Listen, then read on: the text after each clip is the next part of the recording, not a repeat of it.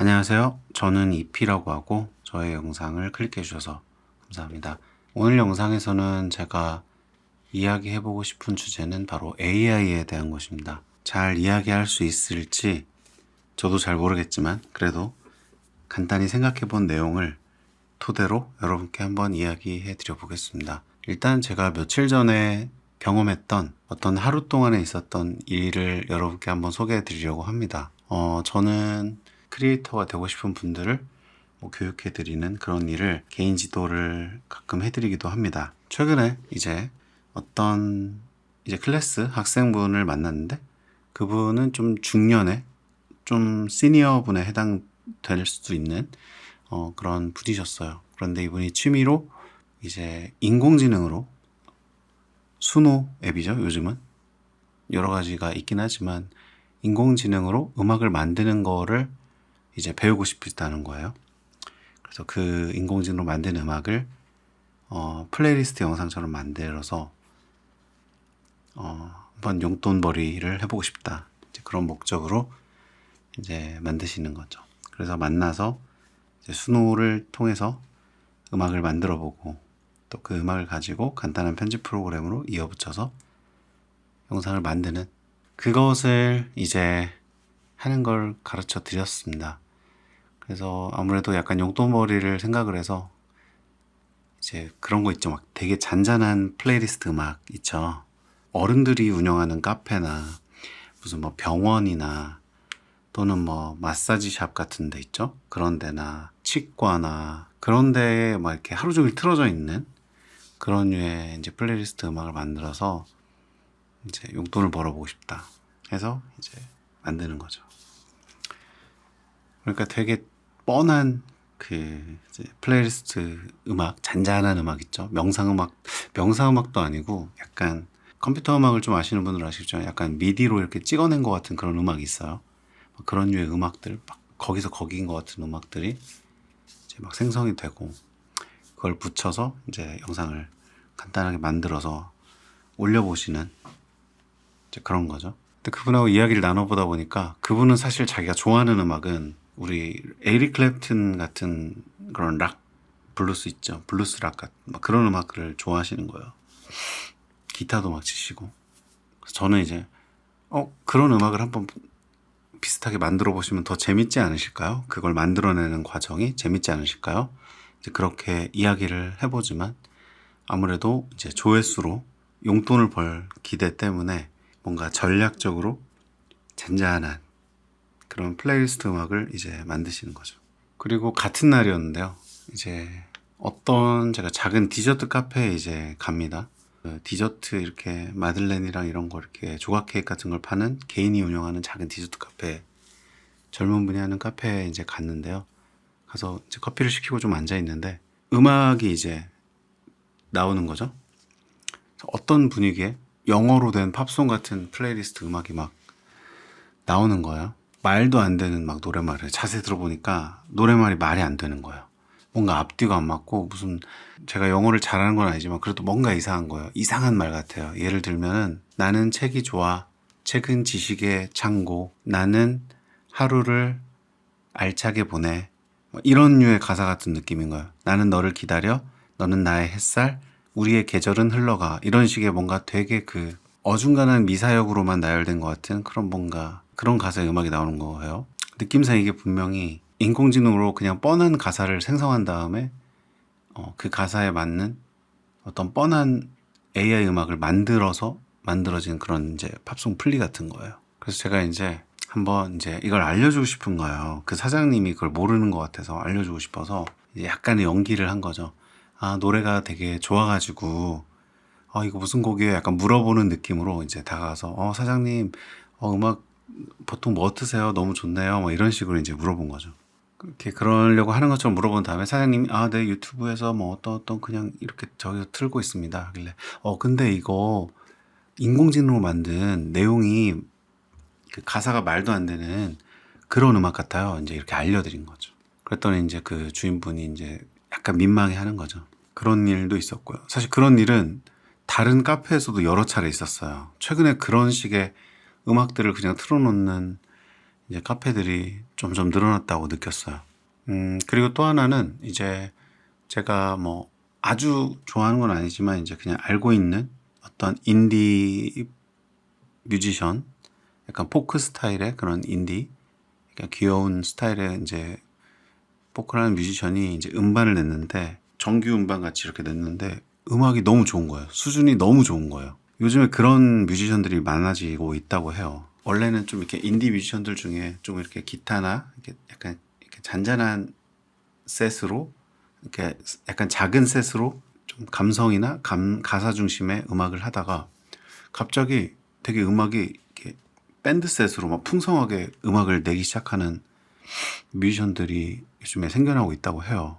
뭔가 이렇게 단기간에 이렇게 음악적인 프로듀싱 능력이 발전했다고? 라고 느껴지는?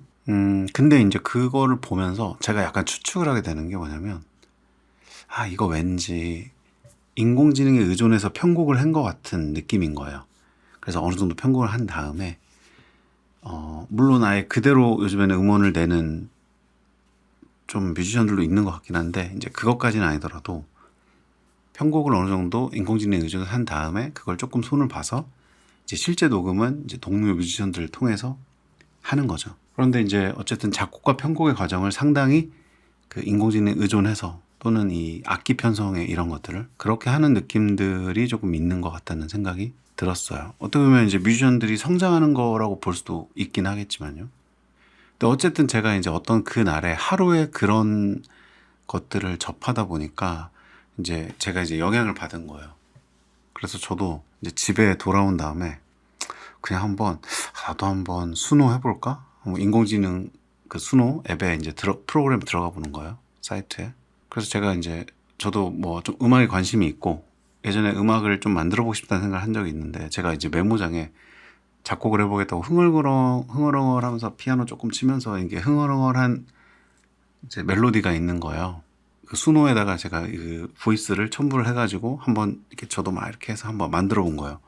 근데 되게 전형적인데, 그러니까 되게 창조적이거나 되게 신선하고 새롭진 않은데, 뭔가 어딘가에서 이 정도의 스타일은 음반으로 나올 것 같은 그런 사운드에 적잖이 완성도가 있는, 그러니까 전형적이고 되게 매력적이진 않은데 그냥 어딘가에는 있을 것 같은 그런 이제 음악이 만들어지더라고요. 문득 어떤 생각이 드냐면, 그래? 이런 정도로 반주를 만들어가지고 노래만 한번 작곡을 잘 해서 녹음해도 음원을 만들 수 있겠는데? 그렇게 나도 뮤지션이 될 수도 있겠는데? 연주는 못하겠지만 뭔가 노래를 할 수 있는 정도라면은 음원을 내서 활동을 하지 말란 법이 없잖아. 뭐 이런 이제 생각이 들더라고요. 이미 어쩌면 그런 시대가 온 걸 수도 있겠고요. 근데 문득 이제 그런 방식의 음악 프로듀싱이 점점 당연해질 것이고, 만약에 그렇다면 저 같은 사람도 뒤늦게 그런 음악인이 되는 꿈을 이룰 수도 있겠네? 이런 이제 상상을 해보게 되는 거죠. 그런데 한편으로 이제 그런 시대가 오면 결국에는 나도 뮤지션이 되고 싶어 라는 것, 뮤지션이 된다는 것의 의미가 이전과 지금과 점점 더 달라질 거라는 생각은 들어요. 그러니까 뮤지션이 되는 게 별 의미가 없는 그런 생각이 들어요. 그렇게 어쩌면 우리가 음악의 위대함을, 그러니까 너무나 많은 음악들이 생성되고 너무나 많은 사람들이 쉽게 자신의 음악을 생성해서 나도 음악을 만들었어라고 말하게 되면서 우리가 가지는 음악의 어떤 그 위대함, 음악이라는 예술 장르가 가진 위대함을 어쩌면 상실할 수도 있지 않을까? 라는 제 나름에는 이제 끔찍한 공포에 빠지면서 그날 하루가 마무리가 됐던 거죠. 어쩌면 지금 이것이 우리가 많은 분야에서 요즘에 인공지능이라는 것이 이제 대두되면서 정말 많은 분야에서 어쩌면 경험하고 있는 변화와 크게 다르지 않은 것일 수 있다는 생각은 들어요. 제가 잘 소개할 수 있을지 모르겠는데, 장강명 작가님의 먼저 온 미래라는 인공지능에 대한 책이 있어요. 이 책은 출간은 2025년에 됐네요. 작년이네요. 딱 거의 1년 됐네요. 1년 됐고 저는 아마 작년 한 말쯤에 사서 올해 초에 조금 읽었던 것 같아요. 매우 재밌게 읽었는데 여러분께 이 책을 조금 추천을 해보아 드려봅니다. 이런 비슷한 맥락에서 제가 이 책의 내용을 자세히 소개하기는 좀 어렵겠지만 제가 개인적으로 이 책을 읽고 느낀 점을 조금 이야기를 해볼게요. 첫 번째는 태도에 대한 것인데요. 저는 이 책을 쓰신 이 장강명 작가님이 이 책 안에서 이것은 이제 원래 장강명 작가님은 현재 소설가로 활동 중이시지만 또 가끔 이런 어떤 수필. 근데 이거는 약간 어떻게 보면 약간 취재기 같은, 그러니까 에세이인데 취재를 베이스로 한 에세이. 이분이 이제 기자 출신이시기 때문에 이제 그런 성격의 책이라고 볼 수 있는데요. 이 책이 결국에는 이 작가가 AI라는 지금의 시대의 흐름 안에서의 어떤 가지고 있는 어떤 입장이나 견해가 있을 거잖아요.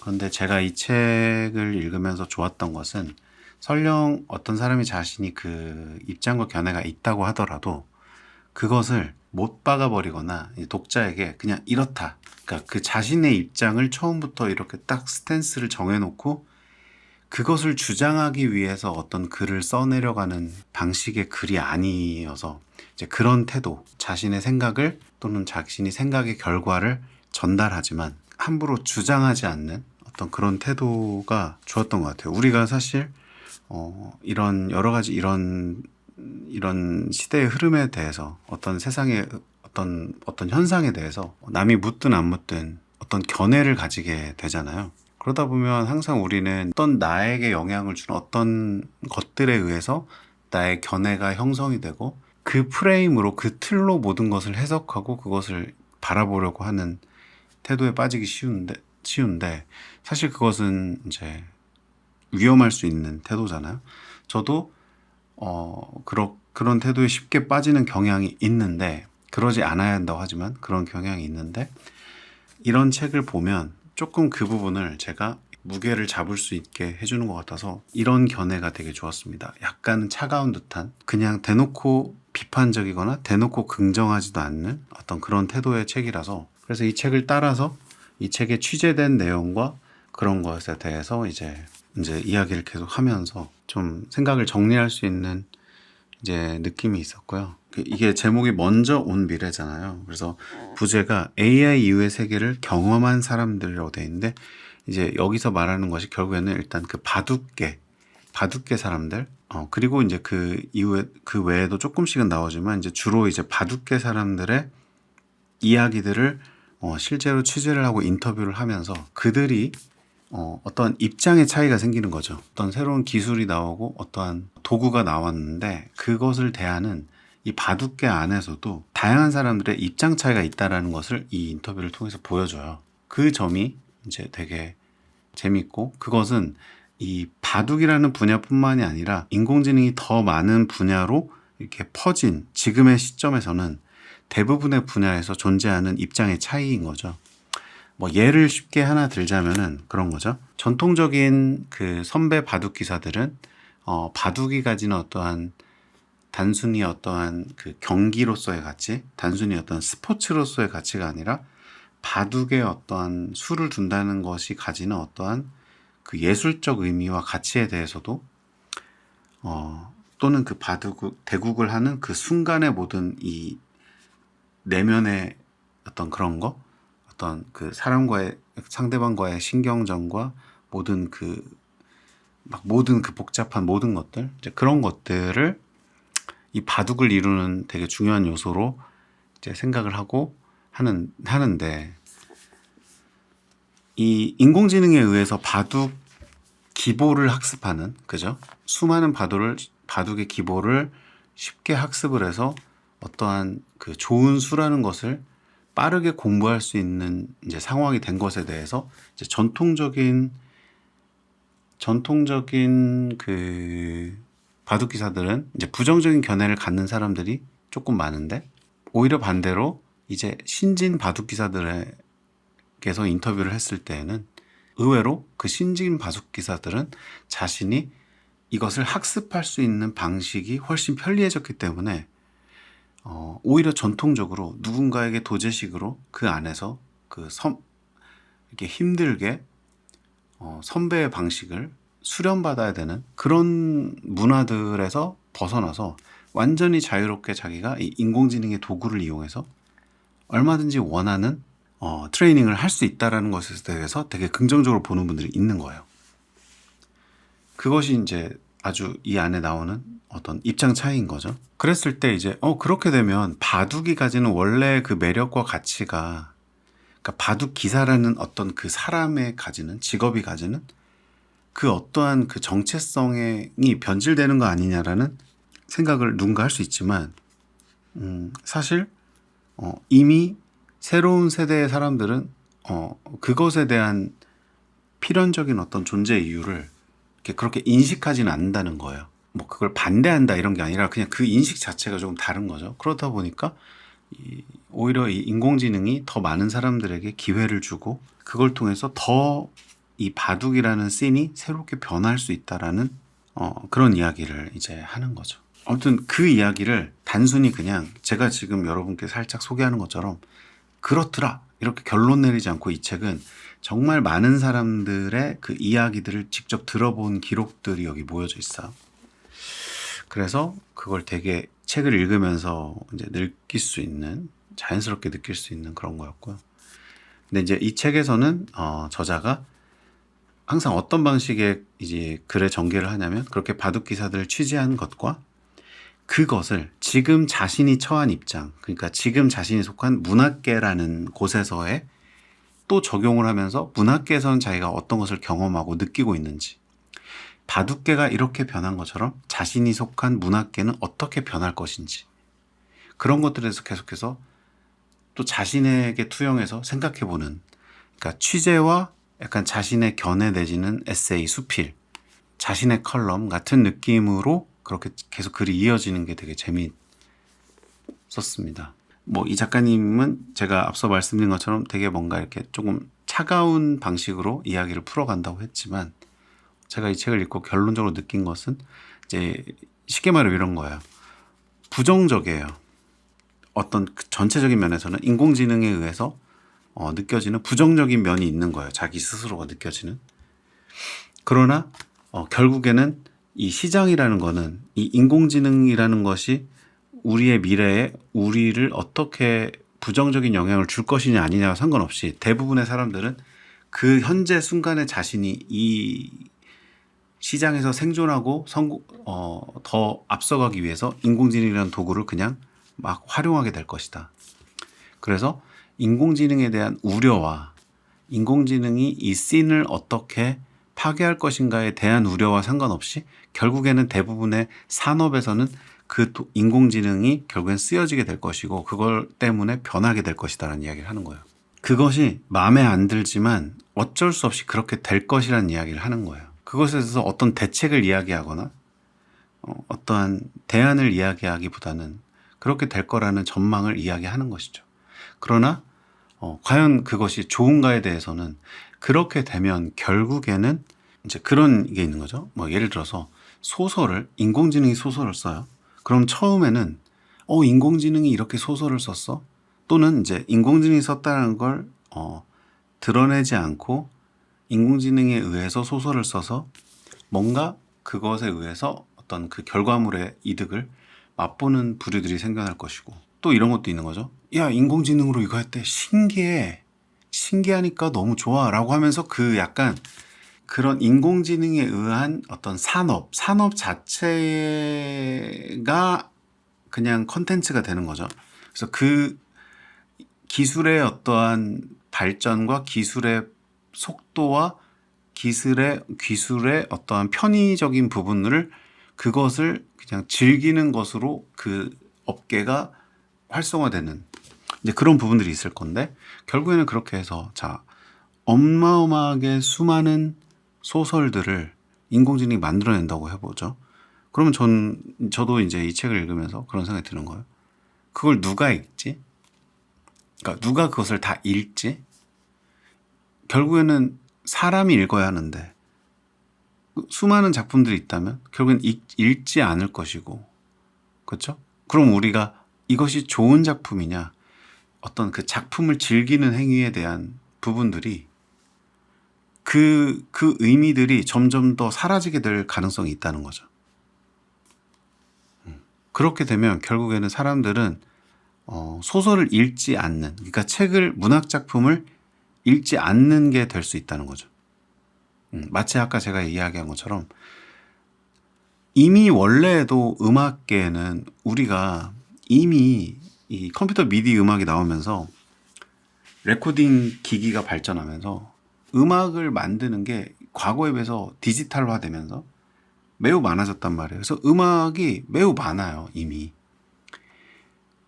근데 그 중에 정말 좋은 마스터피스가 있고 좋은 음악이 있지만 음악이 많아지니까 사람들이 대부분의 음악들은 사실은 소비되지 않고 그냥 음악가들의 그 디스코그래피에만 쌓이는 그런 음악들도 너무 많은 거죠. 하지만 항상 산업은 그 좋은 작품과 성공한 작품들에만 집중을 하니까 좋은 음악이 나오고 있다, 이렇게 우리가 좋은 음악을 즐기고 있다 생각하지만 그냥 사장되고 버려진 음악이 많잖아요. 근데 인공지능에 의해서 음악을 만드는 행위가 더 쉬워진다면 결국에는 음악을 만든다는 것의 가치도 그만큼 더 하향 평준화 될 것이고, 저의 경우에는 어떤 카페에 갔는데 카페 주인이 뭔가 특별하게 셀렉한 그 카페 분위기에 맞는 어떤 음악이 딱 셀렉이 돼서 나올 때 새로운 이런 음악도 있구나 발견하게 되기도 하고, 내가 좋아하는 음악이다 하면서 그 공간 안에서 음악을 들으면서 되게 그 카페에서 그걸 즐기는 것이 되게 메리트가 되는 경우가 있거든요. 그런데 제가 최근에 한 경험처럼 이제 카페를 갔는데 다 그런 이상한 조악한 음악이 틀어져 있는 거예요. 그러면 어쩌면 저는 그런 카페들이 점점 늘어나게 될 거라는 거예요. 왜? 좋은 음악을 틀어야 해 라고 생각하는 카페보다 그냥 뭐든 적당히 대충 틀어놓기만 하면 되라고 하는 카페가 훨씬 많을 거예요. 그러면 그런 플레이리스트들은 계속 더 유통이 될 것이고, 정말 내가 아는 뮤지션, 이 뮤지션을 난 틀어야겠어 라고 하는 카페 말고 그냥 나는 꼭 그 정도는 아니지만 그래도 그냥 이거 틀어봤는데 괜찮으면 틀래 하는 사람들은 자기도 모르게 제가 경험한 것처럼 AI로 만들어진 음악들을 막 틀 거란 말이에요. 그런데 그런 음악들은 결국에는 어떠한 창의적인 뮤지션 고유의 어떠한 스타일들이 없이 되게 대중적이고 되게 스탠다드하고 되게 티피컬한 어떤 음악들을 막 만들어내거든요. 그럼 결국에는 음악의 어떤 스타일, 그러니까 예술적 작품으로서의 음악의 스타일이라는 것이 사람들이 변별하는 감각들이 점점 퇴화될 거예요, 사람들이. 그렇기 때문에 결국에는 좋은 음악을 만들고 좋은 음악을 셀렉한다는 거에 행위의 가치가 떨어질 수 있다라는 저의 그냥 생각이 드는 거예요. 그러니까 그렇게 점점 약간 퇴화되는 거예요. 인간의 휴먼 메이드에 대한 어떠한 애호와 감각이 퇴화되는 이제 그런 게 있다고 느껴지는 거죠. 조금 과장해서 얘기하면 인간이 멍청해지는 거예요. 그 감각적으로. 그러니까 이성적으로도 멍청해지지만 감각적으로도 멍청해져요. 요즘에 그런 사람들이 있어요. 이제 뭐 챗GPT나 제미나이 뭐가 됐든 AI에게, 생성형 AI에게 어떤 나에게 필요한 어떤 글들을 막 써달라고 하는 경우들이 있어요. 내가 뭐에 대해서 네이버 블로그를 좀 쓰고 싶어, 써줘. 아니야, 내가 매장에 어떤 홍보글을 쓰고 싶어, 써줘. 오케이, 좋아요. 그런 마케팅적인 용도의 글쓰기를 한다는 것은 그렇게 쉬운 게 아니니까 AI에 의존한다, 뭐 그럴 수 있다고 생각드는데, 이제 그게 점점 심해지니까 그런 분들도 있더라고요. 내가 유튜브에 영상을 올리는데 유튜브 영상 제목도 막 AI한테 만들어 달라고 하고, 그냥 누군가의 지인에게 보내는 어떤 카톡 메시지 하나를 쓰는데 뭔가에 대해서 그것도 AI한테 의존해서 막 글 쓰는 분들이 생겨요. 그러니까 이게 새로운 기술을 멋지게 잘 활용하는 것에서 좀 지나치게 이제 의존적이게 되는 이제 느낌들이 있는 거죠. 그거 아세요? 유튜브 이제 채널을 하면 이제 어떤 분들이 댓글을 달아주시게 되잖아요. 그러면 유튜브 관리 그 사이트 그 페이지에 들어가면 댓글이 달려 있습니다라고 하면서 거기에 약간 자동 완성처럼 이 댓글에 맞는 이런 댓글을 달라고 이렇게 버튼으로 댓글 예시들이 자동 완성처럼 쭉쭉쭉 나열이 돼요. 그래가지고 클릭하면 그 댓글을 달 수 있게. 근데 저는 그걸 보면서 사실 유튜브라는 이 테크 기업의 입장에서는 그 정도의 기능을 기술로 구현하는 거는 너무나 쉬운 거잖아요. 근데 그게 좀 너무 슬픈 거예요. 와, 댓글의 답글조차도 이젠 어떤 생성된 답글을 그냥 클릭해서 단다?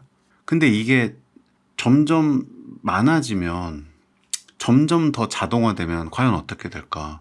와, 과연 우리는 반대로 생각해보면 이런 거예요. 내가 어떠한 크리에이터에게 채널에 댓글을 달았는데 그가 나에게 답글을 다는 것이 과연 그 버튼에 의해서 누른 답글이라면 얼마나 그러니까 어떤 그 정도의 말도 우리가 할 수 없게 되는 건가? 이제 그런 거죠. 이 인공지능이라는 거, 뭐 인공지능만은 아니겠죠. 이 세상에 많은 기술들이 사실 사람들을 태화시키고 있는 거죠. 우리 그런 거 있잖아요. 우리 스마트폰이 보급되면서 아마 제가 뭐 통계를 본 건 아니지만 아마 제 뇌피셜인데요. 우리가 스마트폰 쓰면서 아마 되게 많은 사람들이 눈이 나빠졌을 거라고 저는 생각을 해요. 분명 이것은 데이터가 있을 거라고 저는 생각을 하는데요. 그리고 아마 새끼손가락 이렇게 이것 때문에 새끼손가락도 상당히 이제 안 좋아졌을 것 같고요. 무선 이어폰, 에어팟 같은 무선 이어폰이 나오면서 그리고 수많은 컨텐츠들을 계속해서 스마트폰을 통해서 소비하게 되면서 이어폰을 상당히 사용을 많이 하게 될 것이고 아마 귀도 안 좋아진 사람들이 많을 거라고 생각은 들어요. 어떤 보청기 하시는 사업하시는 분한테 들었는데 요즘에 실제로 보청기를 젊은 분들이 상당히 많이 하러 온다고 하더라고요. 비슷하게 그리고 이제 저녁에 이렇게 스마트폰 보고 막 이렇게 하니까 아마 불면증 환자도 되게 많아졌을 거고요.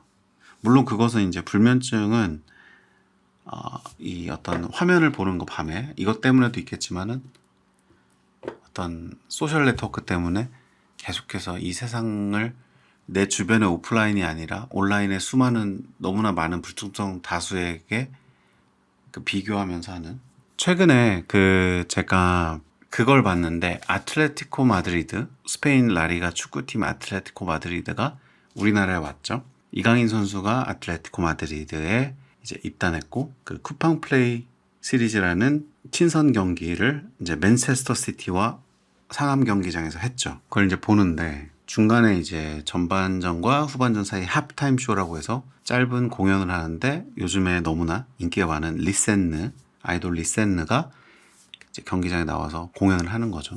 막 열심히 이제 멋진 퍼포먼스와 노래를 하면서 막 이렇게 하면서 관객들의 이제 호응을 막 유도하기도 하는데 그걸 TV로 보고 있는데 사람들이 호응을 안 하는 거예요. 생각만큼 그렇게 막 소리도 잘 안 내고 생각만큼 호응을 안 한다는 느낌인 거예요. 그래서 자세히 보니까 사람들이 다 어떻게 하고 있냐면 다 이렇게 하고 있는 거예요. 다 찍고 있는 거예요. 그 공연을 보고 있는 게 아니라 공연을 찍고 있는 거예요. 뭐 찍을 수도 있지. 당연히 찍고 싶겠죠. 근데 문제는 뭐냐면 그걸 찍어야 되기 때문에 이 호응을 못 하는 거예요. 왜냐면 자기의 잡음이 들어가면 안 되고 그 공간의 소리만 들어가야 되고 그다음에 이게 흔들리면 안 되니까 다 이렇게 있는 거예요. 그게 너무 슬픈 거예요. 왜냐면 공연을 하는 사람의 입장에서는 지금 그 사람들이 육안으로 나를 보면서 같이 이렇게 하길 원하지. 생각해보세요. 관객들이 다 이렇게 하고 있어요. 이거는 공연을 하고 있는 걸까? 아니면 어떤 스튜디오에서 컨텐츠를 녹화하고 있는 걸까? 되게 기분이 묘할 것 같아요. 그 뮤지션 입장에서. 공연을 보고 있는 사람들이 더 이상 이렇게 하고 있는 거. 그러니까 사람들이 사실 아무도 원하지 않거든요. 그 관객들에게, 그걸 잘 기록해라. 누가 뭐 일을 준 것도 아니고 아무도 원하지 않아요. 그리고 사실 아무도 당신이 그걸 녹화해라. 내가 그것을 확인하겠다라고 요청하지도 않거든요. 근데 우리는 어느샌가 모르게 뭔가 여기 왔으니까 내가 여기서 찍어야 되는 거야. 왜? SNS에 올려야 되고 친구들 자랑도 해야 되는 거야. 운 좋으면 뭐 조회수 나오고. 근데 그게 물론 순수하게 그 추억을 간직할 거야 하는 마음들도 있겠지만 우리는 어느샌가 내가 어떤 현장에 갔을 때 그것을 인증해야 되고 그것을 내가 느끼는 것보다 그것을 기록해서 두고두고 봐야 한다라는 생각에 이제 갇힌 거죠. 저는 이것이 우리가 진화했거나 변화했다기보다는 어쩌면 우린 퇴화한 거 아닌가? 우리는 그 감각을 막아버린 거 아닌가? 라는 조금은 그런 생각을 해보는 거죠. 자, 그래서 다시 돌아가서 결국에는 이 AI의 발달에 의해서 그리고 결국에는 이 각자가 자기가 처한 그 상황의 산업의 환경 때문에 자신의 입지 때문에 이 AI라는 도구를 그냥 선택하고 활용해버리는, AI를 통해서 노동 시간으로부터 자유로워질 것 같지만 사실은 AI로 어떻게 하면 더 일을 할 것인가를 연구하게 되는 그런 것. 그리고 AI라는 그 어떤 테크로 계속해서 그 부의 가치가 집중되면서 사람들이 가지는 노동의 가치는 줄어드는, 비슷하게 음악가의 가치, 문학가의 가치, 바둑기사의 가치, 어떤 개별 인간이 가지는 자신의 이 일에 대한 가치가 줄어드는 이제 그런 걱정이 되는 느낌이 조금 있는 것 같죠. 그 좋은 것, 좋아하는 것을, 좋은 것, 내가 좋아하는 것을 구별하는 가치가 사라져 버리는 거예요. 카페에 음악 플리가 좋은지 아닌지, 내가 나의 소중한 이 매장에 어떤 음악을 틀지에 대한 그것을 내가 선택하고 판단해보는 가치가 그 패턴이 사라지게 되는 거죠. AI가, 생성형 AI가 특히 이제 막 나오기 시작할 때 그런 게 있었거든요. 야, AI가 사람이 한 거를 대체 못해. 어색해. 사람이 쓴 글을 대체 못하고, 사람이 만든 그래픽을 대체 못하고, 사람이 찍은 영상을 대체 못해. 달라. 이거 어색해. 라고 이제 이런 게 있었거든요. 근데 점점 시간이 지나면서, 자, 이제 이게 중간 지점에서 만나게 되는 거예요. 그러니까 처음에는 AI가 수준이 낮아요. 사람이 만든 휴먼 메이드가 더 완성도가 높다고 느꼈어요. 근데 AI도 결국에는 발전을 하게 되겠죠. 근데 이 과정에서 사람들이 점점 AI를 사용하고 AI에 의해서 생성된 것을 접하게 되면서 사람들의 이 인식과 감도 이제 줄어드는 거예요. 그러니까 분별력도 줄고 AI도 조금 성장해요. 그러니까 어느 시점이 되면, 어쩌면 지금이 그런 시점이 거의 온 걸지도 모르겠지만요. 그런 시점이 되면 이게 만나는 시점이 올 거예요. 또는 역전이 되는 시점이 오겠죠. 그렇게 되면 어떻게 되냐면 이제 그때쯤 되면 이제 이런 얘기를 하는 사람들이 생길 것 같아요. 거봐, 원래 AI가 잘 할 수 있는 거라니까. AI가 원래 잘하는 거야.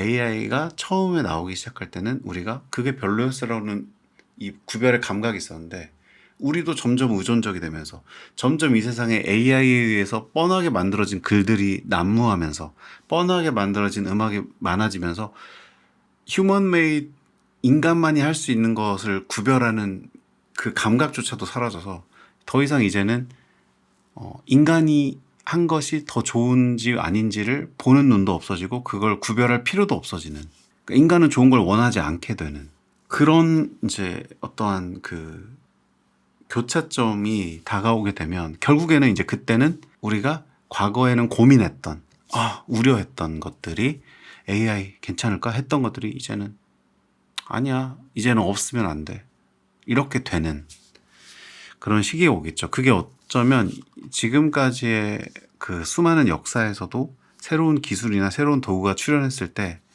어느 시점이 되면 더 이상 인간이 그 도구 없이는 살아갈 수 없게 되는 그 시점이 왔던 적들이 있단 말이에요. 그렇게 되지 않을까 싶어요. 사실 스마트폰이 처음 나올 때 나는 여전히 투지폰을 써라는 인간들이 존재를 했거든요. 하지만 지금 거의 사라졌죠. 왜냐하면 이젠 너무 불가능해진 거예요.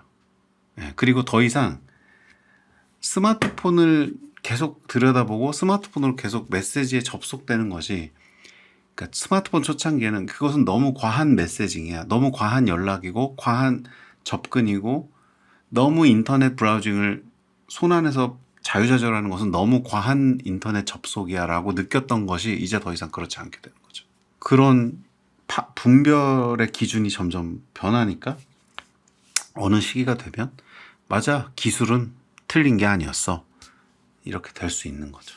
이 얘기도 한번 해볼게요. AI는 과연 가짜를 만들고 있는 건가? 사람들은 그런 얘기를 해요. AI로 만든 어떤 이미지, AI로 만든 영상, 심지어는 AI로 만든 글.